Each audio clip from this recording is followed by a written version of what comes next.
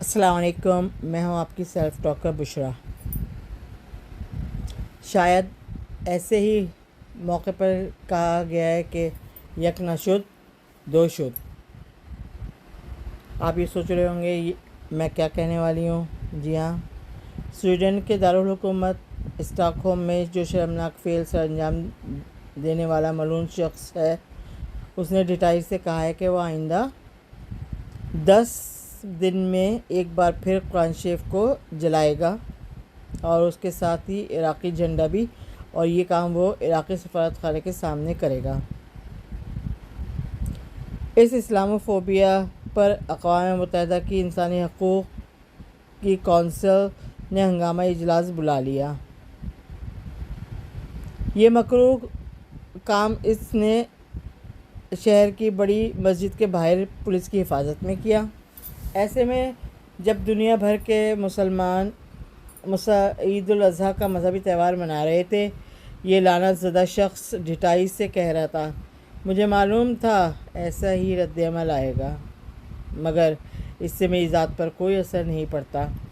اس نے اقرار کیا کہ اسے قتل کیا جا سکتا ہے کیونکہ اب تک ہزاروں کی تعداد میں دھمکیاں موصول ہو چکی ہیں اور یہ سلسلہ مستقل طور پر جاری ہے۔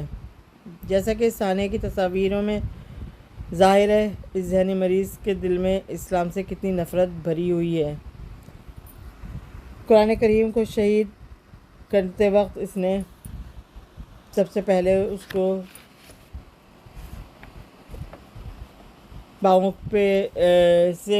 پاؤں سے اس نے ٹھوکریں بھی ماری، اپنے جوتوں سے اس پہ ٹھوکریں بھی ماری، اور جو ہے اس کا ایک ساتھی بھی وہاں پہ موجود تھا۔ حیرت کی بات یہ ہے کہ یہ شخص عراقی نژاد ہے، اس کا نام سلوان مومیکا ہے اور یہ سویڈن کا یہ شہری ہے۔ اس کا ایک ساتھی جو وہاں پہ اس کی مدد کر رہا تھا، وہ اور سلوان مومیکا پولیس و عدالت کی اجازت سے انہوں نے یہ حرکت کی، لہٰذا انہیں پورا تحفظ حاصل رہا اور اب بھی ہے۔ اس پرتشدد رد عمل کے جواب میں پولیس نے ایک معمولی نوعیت کا مقدمہ اس کے خلاف درج کیا، جس میں کہا گیا کہ انہوں نے ایک اقلیتی گروہ کے جذبات کو مجروح کیا ہے اور بس پہلے تو اجازت دی اور ہلکا پھلکا سا مقدمہ درج کر لیا۔ کیا معنی رکھتا ہے یہ بھی یاد دلا دوں کہ سویڈن میں تقریباً 2.5 لاکھ مسلمان رہتے ہیں، جو ان کی 60 لاکھ کل آبادی کا تقریباً 7% حصہ ہیں۔ اسلامی ملکوں میں اس اقدام کی سزائے موت ہے یا کم از کم عمر قید، جیسا کہ پاکستان میں قانون دفعہ 295(b) کے تحت اس کی سزا کم از کم عمر قید ہے۔ پوپ فرانسس نے بھی اس بات کی مذمت کی۔ انہوں نے ایک اخبار کو انٹرویو دیتے ہوئے بولا کہ یہ انتہائی شرمناک اور افسوسناک واقعہ ہے۔ ترک صدر اردگان نے اپنے اخبار ڈیلی صباح کو بتایا کہ قرآن کو جلانا فریڈم آف اسپیچ نہیں ہے، ہرگز نہیں ہے۔ یہ ایک جو ہے فریڈم آف ہیپوکریسی کہلاتی ہے۔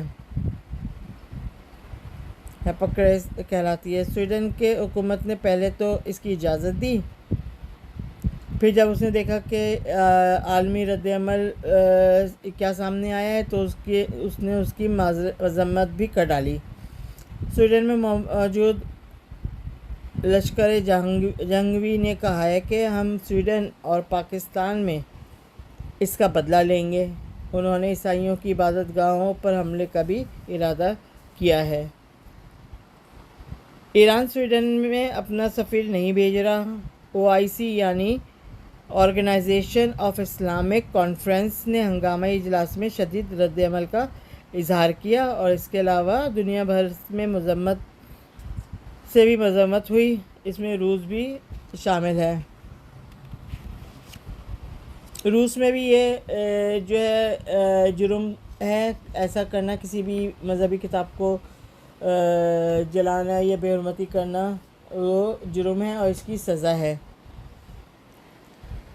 یہ حکومت جن ممالک میں یہ کام ہوتے ہیں وہاں کی حکومتیں اس اقدام کو فریڈم آف اسپیچ یا کہتے ہیں اور یا اظہار رائے کی آزادی کا نام دیتے ہیں، مگر حقیقت یہ ہے کہ یہ فریڈم آف ہائپوکریسی ہے۔ یہ میرا سوال یہ ہے کہ سویڈن میں جس طرح قرآن کی بے حرمتی کی گئی ہے، کیا اسی طرح یہودیوں کی کتاب یا کسی اور کتاب مذہبی کتاب جیسے کہ انجیل، تورات، زبور، انجیل، ان کتابوں میں سے کسی کتاب کو جلایا جا سکتا ہے؟ ہرگز نہیں، بلکہ تورات کے بارے میں کہ تو بے حرمتی کرنے کی وہاں اجازت ہی نہیں ہے، یہ قانون کا حصہ ہے۔ یہ مشہور واقعہ ہے کہ ماضی قریب میں سویڈن کے اسٹاک ہوم میں اسرائیلی سفارت خانے کے باہر تورات کو جلانے کا اقدام کو روک دیا گیا تھا۔ اس بارے میں وہاں تعینات اسرائیلی سفیر کا بیان بھی میڈیا پر آیا تھا۔ 34 سالہ ایک شخص وہاں تورات جلانا چاہ رہا تھا، جس کی مزاحمت کر کے حکومت نے اسے روک دیا تھا۔ اسی طرح یہ تو واضح ہو گیا کہ وہاں دوہرا معیار ہے۔ سرکاری خرچے پر قرآن کو شہید کرنے کی اجازت ہے اور دوسرے مذاہب کی کتاب یعنی تورات کے بارے میں ایسا نہ کرنا، نہ سوچنا بھی جرم ہے، ظاہر ہے مسلمان تو ایسا سوچ بھی نہیں سکتا۔ قرآن حکیم کہتا ہے کہ دوسروں کی کتابوں اور ان کے جھوٹے خداؤں کو بھی برا مت کہو۔ یہ ہماری تعلیم ہے ہم مسلمانوں کی۔ ہم سارے مسلمان ساری کتابوں، تمام پیغمبروں کو مانتے ہیں، ہماری ایمانیات کا حصہ ہے۔ تورات کا ذکر تو قرآن میں بھی موجود ہے، اس کا ترجمہ ہے، مفہوم ہے۔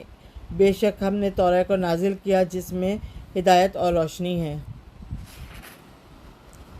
یہ کیسا قانون ہے، یہ کیسا اصول ہے کہ جو ایک مذہبی فکر جذبات کو تو کچلنے کے لیے جبکہ دوسرے فکر کو فرحت اور خوشی فراہم کرنے کے لیے کرتا ہے۔ حقیقت یہ ہے میں یہ کوئی فائدہ نہیں کرتا سوائے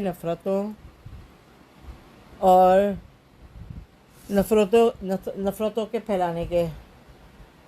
سویڈن اسلام دشمنوں کے دلوں میں موجود جو نفرت اور بغض و عناد ہے وہ ان کی حرکات سے ظاہر ہو جاتا ہے۔ اس سے کسی کو ہیلپ نہیں ہوتی بلکہ بربادی ہوا کرتی ہے۔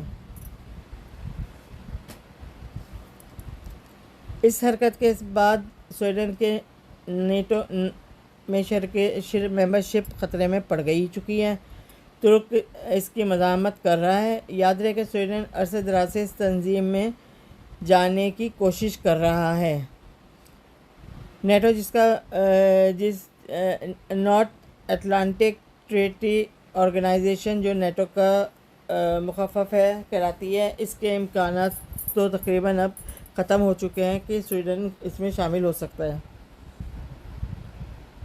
سویڈن میں ایک عراقی اسمبلی کو جلا دیا گیا، بعض نے اپنے سفیر کو واپس بلا لیا اور یہ سب احتجاج کے طریقے ہیں۔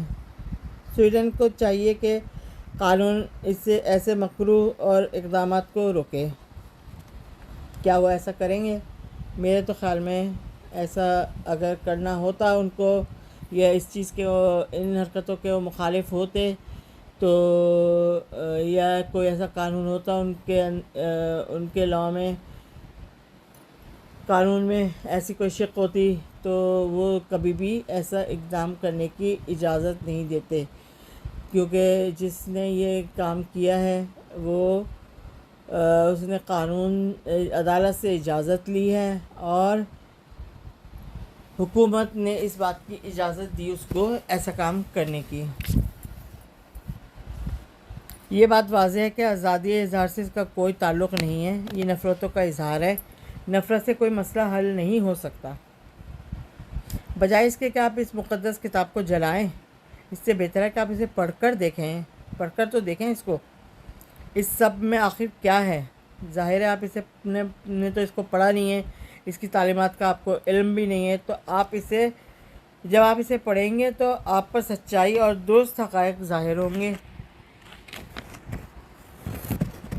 تو آپ اس لرننگ پر آ جائیں تو قرآن آپ کی زندگیوں کو بدل سکتا ہے۔ اس کی ایک مثال حضرت عمر فاروق رضی اللہ تعالیٰ عنہ کا واقعہ ہے۔ وہ اسلام کے حضور کے سخت ترین مخالف میں سے تھے، لیکن قرآن کو سن کر اور پڑھ کر ان کی دنیا ہی بدل گئی۔ ان کی خدمات گراں بہا ہیں، جس کا اعتراف غیر مسلم بھی کرتے ہیں۔ اب ہم تو سمجھتے ہیں ہمارے مذہب کو سب کو کہ ہمیں یہ کتاب جو ہے محبتوں کا سبق سکھاتی ہے، نفرتوں کا نہیں۔ آپ کب سے قرآن کو جلاتے چلے آ رہے ہو، مگر اس سے کوئی فرق نہیں پڑا، سوائے ہمارے جذبات مجروح ہونے کے، ہمیں تکلیف پہنچانے کے آپ لوگوں کو کچھ نہیں ملا۔ آپ نفرتوں کا اظہار کر کے اگر آپ ساری دنیا کو اظہار کر رہے ہیں، اگر آپ ساری دنیا کے قرآنی نسخے جمع کر کے اس کا وجود اسے طرف بھی کر دیں، اسے جلا بھی دیں، تو اس سے کیا قرآن کا وجود ختم ہو جائے گا؟ ہرگز نہیں، بالکل نہیں۔ کیونکہ جیسا کہ ہم سب جانتے ہیں کہ پاکستان میں اور دوسرے مسلم ممالک میں بہت سارے حافظ قرآن ہیں، چھوٹے چھوٹے بچے قرآن پاک حفظ کر رہے ہیں، ان کے سینوں میں یہ قرآن پاک دفن ہے۔ کیا وہ جلدوں کو قرآن پاک کو جلا کر یا اس کو جلا کر سب چیزوں کو ختم کر کے کیا قرآن پاک کو ختم کر سکتے ہیں؟ میرا خیال میں تو نہیں کر سکتے، کیونکہ یہ لوگوں کے دلوں میں بستا ہے۔ چھوٹے چھوٹے بچے اس کے حافظ ہیں، اور یہ دنیا میں سب سے زیادہ پڑھے جانے والی کتاب ہے، اسے دلوں سے آپ کیسے نکال سکیں گے؟ یہ آپ کی غلط فہمی ہے، اور اس بات کو آپ لوگ نفرت کرنے والے سمجھیں کہ اس کو آپ جلانے کے بجائے اس کو آپ پڑھیں، اس کا ترجمہ پڑھیں، پہلے حقیقت تو دیکھیں کہ حقیقت میں ہے کیا قرآن کے اندر۔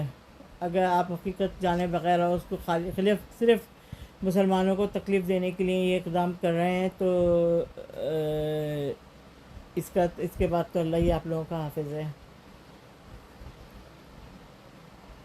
اس شخص کا یہ اعلان کہ وہ جلد یہ حرکت دوبارہ کرے گا نہایت دکھ کی بات ہے۔ اس کے معنی ہے کہ اس کے دل میں نفرت بہت زیادہ ہے، اور بعض لوگ پبلسٹی کے لیے بھی ایسے کام کرتے ہیں، اور یہ بھی پبلسٹی کا بھوکا لگتا ہے، اور اس کو کوریج کی کوریج سے اس کو حوصلہ بلند کیا ہے۔ بلکہ آج کی دنیا میں تشہیر کو روکنا، مطلب یہ کہ آج کل کے دور میں کسی بات کو وائرل ہونے کا کوئی چانس نہیں ہے، وہ وائرل ہو جاتی ہے، فوراً تشہیر ہو جاتی ہے، اس کو اور روکا نہیں جا سکتا۔ مگر اب یہ بال جو ہے حکومت سویڈن کے کورٹ میں ہے، اوپری دل سے مذمت سے کچھ بات نہیں بن سکتی، لہذا ٹھوس اقدامات کی ضرورت ہے۔ ان کو چاہیے کہ پہلے سویڈن کی حکومت قرآن پاک کو سمجھے، اس کے حقائق کو جانیں، اور اس کے بعد جو ہے اس بات کو سمجھے کہ ان کے اپنے مذہب کیا کہتا ہے، کیا اس طرح کا ان کے مذہب اجازت دیتا ہے۔